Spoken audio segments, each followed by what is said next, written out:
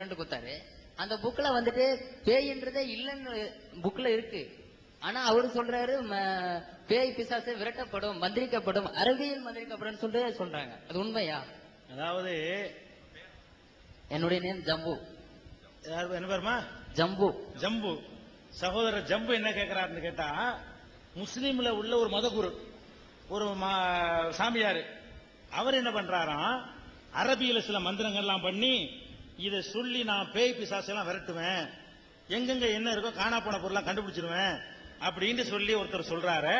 அப்படி அரபியில் ஏதாவது மந்திரம் இருக்குதா கேட்கிறாரு. இஸ்லாமிய அடிப்படையில் அவர் ஒரு பிராடு பேர் வழி. இஸ்லாமிய அடிப்படையில் சொன்னா அவர் ஒரு ஏமாற்று பேர் வழி. ஏன் ஏமாற்று பேர் வழி சொன்னா, அந்த மாதிரி மாயம் மந்திரங்களை எல்லாம் நம்ப கூடாது என்று இஸ்லாம் சொல்லுகிறது. ஒரு மனிதன் முதுகுக்கு பின்னாடி இருக்கிறத கூட கண்டுபிடிக்க முடியாது என்று சொல்லக்கூடிய மார்க்கம் இஸ்லாம். இவர் என்ன செய்வார் தெரியுமா? இவர் முஸ்லீம்ல இருந்தாலும் சரி, வேற மதத்தில் இருந்தாலும் சரி, ஒரு பொருளை காணான்னு போய் சொல்லுவீங்க, என்னுடைய இந்த பொருளை வீட்டில் காணா போச்சுவீங்க. அவன் என்ன செய்வான் தெரியுமா?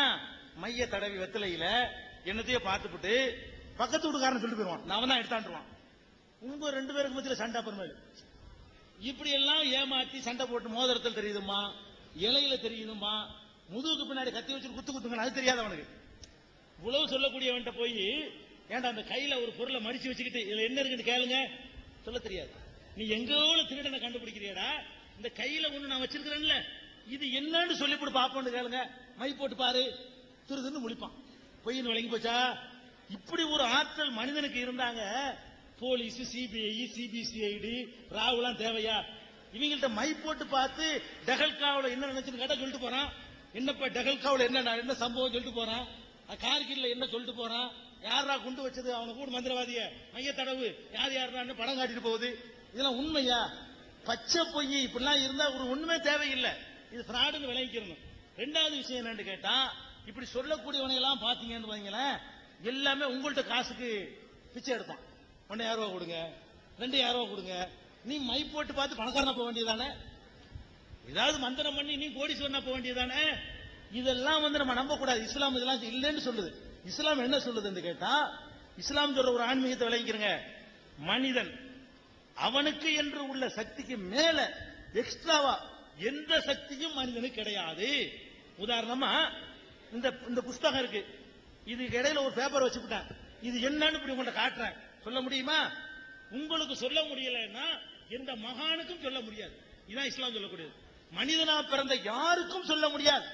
சொல்றேன்னு சொன்னான் அவன் போய் சொல்றான் அப்படிங்கிறது தான் இஸ்லாத்தின் நிலைப்பாடு. கையில ஒரு பொருளை மூடிட்டு இருந்தா சொல்ல முடியாது, முதுகுக்கு பின்னாடி போய் குத்த போனீங்கன்னா அவனை கண்டுபிடிக்க முடியாது, அப்ப எதிர்காலத்தில் நடக்கிறது சொல்ல முடியாது. நீங்க பார்க்கலாம், ஒரு ஜோசியக்காரன், ஜோசியம் இது மாதிரி உள்ளதானே, வீடு வீடா போய் ஜோசியமாக்குறீங்களா, எத்தனை வீட்டுல பார்க்க மாட்டேன்னு சொல்றாங்க. பார்க்க மாட்டேன்னு சொல்ற வீட்டுல முதல்ல போகாம இருக்க வேண்டியவன். எந்த வீட்டுல பார்க்க மாட்டாங்கன்னு தெரியுது, அந்த வீட்டுக்கு போகாம எந்த வீட்டுல பாக்குவாங்க அங்க போக வேண்டியதானே? 10 வீட்டுல கேட்கறான், 9 வீட்டுல விரட்டி விட்டுறாங்க, ஒரு வீட்டுல பாக்குறாங்க. இவனுக்கு அப்படி ஒரு ஞானம் இருந்தா நேர இந்த ஒரு வீட்டுக்கு போக வேண்டியதானே? 9 வீட்டுக்கு போறான், விரட்டி விடுறாங்க. இந்த விரட்டி விடுறது அவனுக்கு தெரியுதா? இந்த வீட்டுல விரட்டுவான், இங்க போக கூடாது, இவன் பார்க்க மாட்டான், இவன்கிட்ட போக கூடாது. அப்ப இஸ்லாத்துல மனிதன் ஒரு காலத்திலையும் கடவுள் ஆக முடியாது. கடவுளுக்கு மட்டும்தான் தெரிஞ்ச விஷயங்களை எந்த மகானாலையும், எந்த மேதையினாலையும், எந்த சாமியார்னாலையும், எந்த மந்திரவாதினாலையும் சொல்ல முடியாது. சில தந்திர காட்சிகள் மூலமாக வேண்டா உங்களை ஏமாத்தலாம். எப்படி அந்த தந்திர காட்சியில ஏமாத்துறது என்பதற்காக வேண்டிய இங்க 9 மணிக்கு நைட்டு நிகழ்ச்சி இருக்குது, இரவு இதே இடத்துல. எப்படி செஞ்சு எப்படி ரத்தம் கக்கிறது, எப்படி நெருப்புல நடக்கிறது செஞ்சு காட்ட போறோம் இதே நிகழ்ச்சியிலேயே.